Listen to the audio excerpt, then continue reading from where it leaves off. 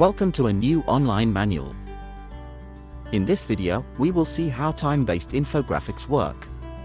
This is a new feature in version 6.30. This video is based on version 6.30. In future versions, this configuration may undergo slight changes. It is advisable to keep an eye on the latest videos published on our channel in case there is any update to this manual. As we can see, we can display time-based infographics on the scoreboard. In the upper scoreboard, we have simulated a clock with colors according to the remaining time, and in the lower scoreboard, we have created a commercial promotion. In the upper scoreboard, we have programmed some events to be displayed at minutes 17, 21, and 23. These events can be for both advertising purposes, to cheer on a player, or to encourage the public. The potential of this feature is enormous.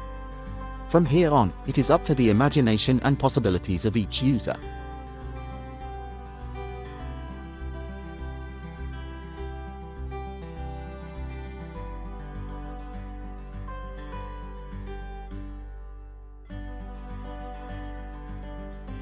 We accelerate a little more to see the effect better.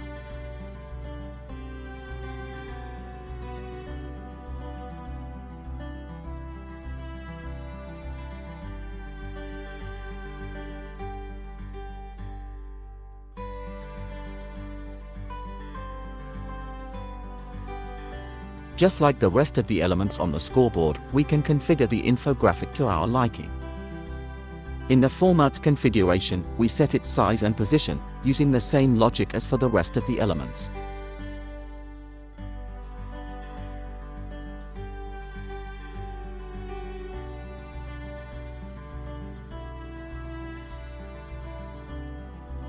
In animations, we indicate how often the image we are displaying should be updated in milliseconds. A higher refresh rate means greater precision in the second at which it will be displayed, but it will also consume more resources. Finally, within the visual configuration, we choose the folder containing the infographic we want to display. Changing it is that simple.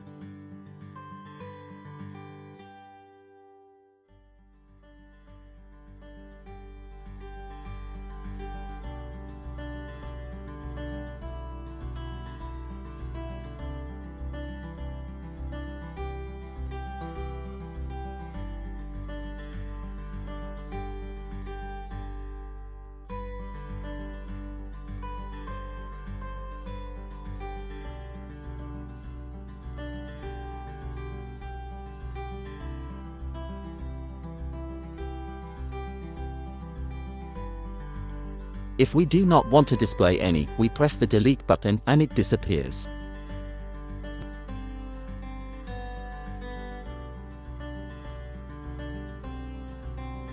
Let's see how the infographic images are structured. Inside the Images folder, we access Infographics.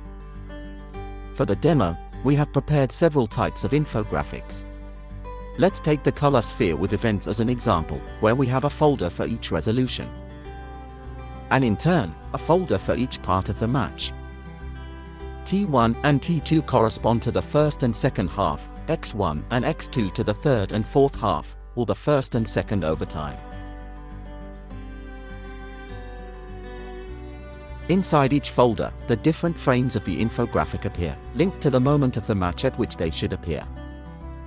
This is indicated in the file name, indicated in tenths of a second. The file 000 will be displayed immediately after the match starts, that is, at the 0th second of play.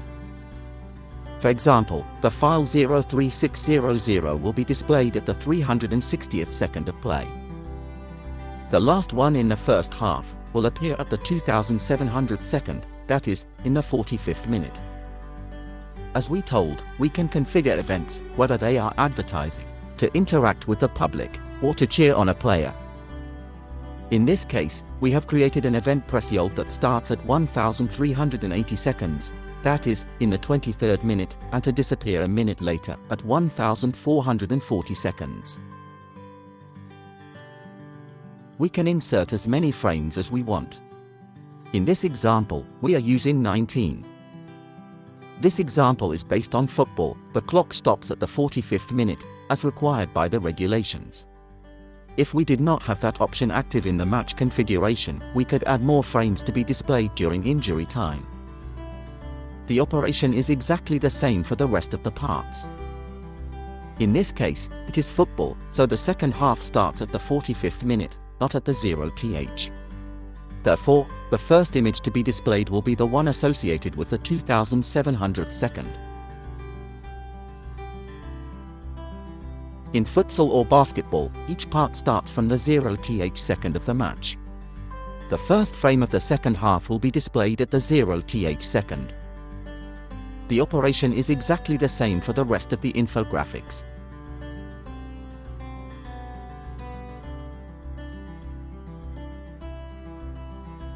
And that's it for this manual on time-based infographics. If you have any questions, please contact us. We will be happy to assist you.